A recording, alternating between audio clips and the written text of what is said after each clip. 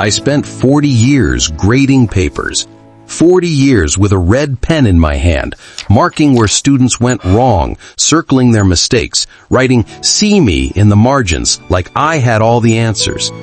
But not once did I stop to grade my own life. Not till the night I buried my wife. That night, I came home to a house so quiet, it felt like the walls were holding their breath. I sat at our kitchen table, the same one where she used to leave me coffee every morning for 37 years. And I took out my old red pen, and I started grading myself, like I was homework that had been overdue for decades. My name is Robert Callahan. Most people called me Mr. Callahan. Some called me Professor, even though I only ever taught high school English. My students, God, I had thousands of them over the years, they probably remember me as the guy who was too hard on commas and too soft on second chances. But tonight, I'm not here to teach you. I'm here to confess. Because if there's one thing I learned after all those years in front of a chalkboard, it's this: the hardest person to be honest with is yourself. Let me start at the beginning. I was 8 years old when I decided I wanted to be a teacher. My third grade teacher, Mrs. Henderson, she had this way of making you feel like you mattered, like your thoughts weren't just noise, they were music. She'd lean in when you spoke, really lean in, like what you were saying was the most important thing in the world. I wanted to be that for someone. So I studied hard. I got the grades, went to college on a scholarship, got my teaching certificate by 23. My parents were proud. My father, a factory worker who never finished high school, he cried at my graduation. Only time I ever saw him cry. I give myself an A- for that chapter, because I had purpose. I had direction. I truly believed that I could change lives with a piece of chalk and a kind word. The minus, I was so focused on becoming someone worthy of respect that I forgot to ask if respect was what I really needed. Meeting Margaret, A+. I met my wife on a Tuesday, September 14th, 1982. I remember because it was the first week of school, and I was carrying a stack of papers so high I couldn't see where I was going. I walked straight into her in the hallway, papers everywhere. She laughed, not at me, but with me, and helped me pick them up. She was the new art teacher, 26 years old, paint under her fingernails, smile that could crack granite. "You know," she said, handing me the last paper, "you should really watch where you're going, Mr. Callahan." "Robert," I said. "Call me Robert." "I'll call you Robert when you stop grading my hello like it's an essay," she said. And then she walked away, leaving me standing there like an idiot, with my mouth open and my heart doing something it had never done before. I married her 9 months later. Best decision I ever made. A+ for choosing her. If only I'd gotten an A+ for keeping her happy. Early marriage. B. The first few years were good. Really good. We were young, broke, and so in love it was almost embarrassing. We'd stay up late talking about our students, planning lessons, dreaming about the impact we'd make. She wanted to travel. Margaret had this whole list: Paris, Tokyo, New Zealand, all these places she'd pinned on a map above her desk. "Someday," she'd say, tracing her finger over the oceans. "When we have time." "We will," I'd promise. "Soon." But soon never came. Because I was busy.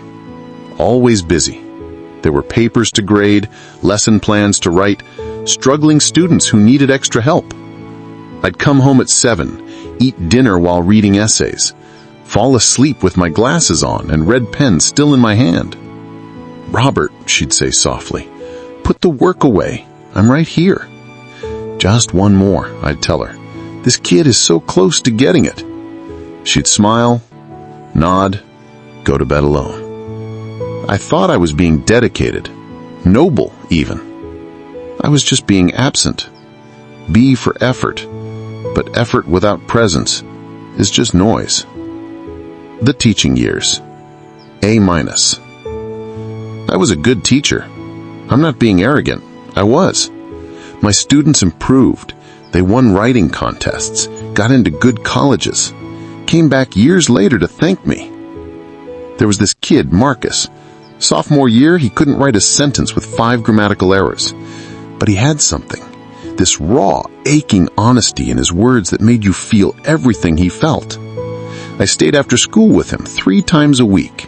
We worked on structure, syntax, clarity. By senior year, he won a state writing competition, got a scholarship to Northwestern. He came back to visit me 5 years later, showed me his first published article in the Chicago Tribune. "You changed my life, Mr. Callahan," he said, and I felt it. That's why I became a teacher, that moment right there. So, why the minus? Because for every Marcus, there was a Sarah. Sarah Chen. Quiet girl. Back row. Always turned in her work on time. Solid B student. I never called on her much because she never raised her hand. I figured she was fine. Content. She wasn't. Years later, I found out she'd been struggling with depression. Severe. She'd poured it into her essays, coded cries for help, hidden in metaphors about drowning and darkness. And I just graded the grammar and moved on. She survived. Thank God she survived. But not because of me. I taught her nothing about being seen. Marriage, middle years, C+. Margaret stopped asking me to travel. She stopped asking me for much of anything, actually. She painted more, spent weekends at art shows, made friends I never met. We still loved each other, I want you to understand that. But love without attention is like a plant without water. It doesn't die dramatically. It just wilts, slowly. So slowly you don't notice until it's too late. I kept teaching. I kept giving everything to my students. And Margaret kept waiting for me to give something to her. "Do you ever wonder what we're doing?" she asked me once. We were in bed, lights off, both staring at the ceiling. "What do you mean?" I said. "This. Us. Are we living, Robert? Or are we just existing?" I should have sat up, turned on the light, talked to her, really talked. Instead I said, "I'm tired, Maggie. Can we talk tomorrow?" We didn't. We never did. The turning point I missed. D. The call came during 5th period. I was in the middle of teaching The Great Gatsby, talking about the green light and unattainable dreams. The irony isn't lost on me now. My phone buzzed. Margaret. I silenced it. I was teaching. It buzzed again. And again. I should have answered. But I had 28 students looking at me, and I thought, what could be so urgent? After class, I checked. 3 missed calls, 1 voicemail. "Robert, I needed to hear your voice. I'm at Dr. Morrison's office. The tests came back. Can you call me?" Cancer. Stage 3. Treatable, they said. Good prognosis, they said. But she'd been sitting in that doctor's office alone, hearing the word cancer alone. Because I was teaching Gatsby to a bunch of teenagers who would forget the lesson by Friday. I'll never forgive myself for that. D for priorities. D for husband. D for human being. The treatment years. B-. I showed up after that. I really did. I took her to every appointment, held her hand through the chemo, rubbed her back when she got sick, shaved her head when the hair started falling out, because she said she wanted to do it on her terms. "Thank you," she whispered one night. for being here. I should have been here all along. You're here now. That's what matters. But we both knew it wasn't enough. You can't make up for 20 years of absence with 2 years of presence. She went into remission. The doctors celebrated. We celebrated. I promised her we'd go to Paris. Finally. All those places on her map. Next summer, I'll retire early. We'll go everywhere. Promise? She said. Promise. I meant it. God, I meant it. But then the cancer came back. Faster this time. Meaner. And there was no next summer. The end. She died on a Sunday morning. The sun was coming through the hospital window, and she was holding my hand, and her breathing was so soft I almost didn't notice when it stopped. "Maggie," I said. "Maggie." But she was gone. Just like that. No grand finale. No last words of wisdom. Just silence. They asked me if I wanted a few more minutes with her. I said yes. I sat there for 2 hours, holding her hand, trying to memorize her face because I knew I'd spend the rest of my life trying to remember exactly how she looked in the morning light. F for listening. F for time. F for being the husband she deserved. Because I'd had 37 years with her, and I'd wasted so many of them being somewhere else. The night I graded myself. That night, the night after the funeral, I sat at our kitchen table. The house was full of casseroles and sympathy cards from people who barely knew us. The silence was so thick I could taste it. I took out my red pen, the same one I'd used for 40 years, and I started writing. Not a eulogy, not a journal, a report card. My report card. Subject: life skills. Kindness: B+. Shows effort. Generous with students, less so with those closest to him. Needs improvement in daily affection. Patience: A-. Excellent with young people. Could wait hours for a student to find the right word. Should have practiced same patience with wife's dreams. Dedication: A. Unwavering commitment to profession. Perhaps too unwavering. Failed to dedicate equal energy to personal relationships. Love: C-. Present but passive. Believed love was enough without action. Confused security with affection. Significant room for growth. Listening: F. Heard words but missed meanings. Focused on problems he could solve with a red pen. Ignored problems requiring presence, not correction. Living: D+. Existed more than lived. Watched life pass while grading papers. Confused productivity with purpose.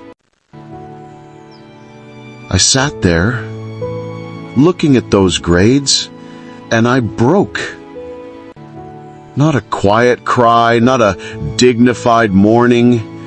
I broke like a child, like a man who just realized he'd spent 40 years preparing for a test he'd already failed. For years, I thought teaching was about shaping others. But maybe it was just a way to hide from grading myself. Maybe it was easier to fix other people's comma splices than to fix my own fractured priorities. Maybe I taught thousands of students how to write a proper essay, but never learned how to write a proper life. A week later, I was going through Margaret's things, trying to decide what to keep, what to donate, what to burn, because the memories hurt too much. I found a box in her closet, old shoebox, covered in dust.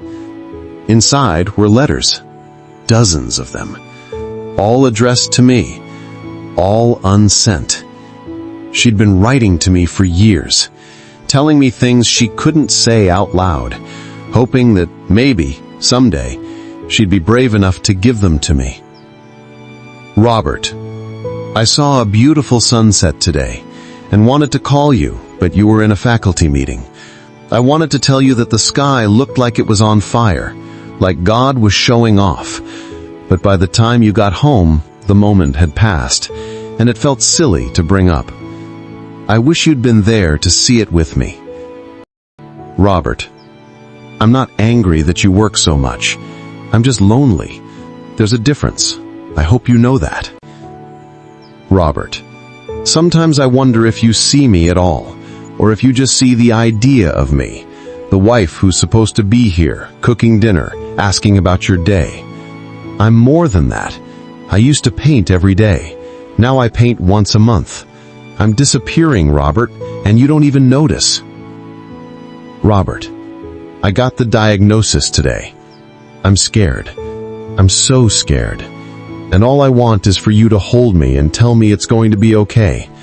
But you're grading papers at the kitchen table. You always are.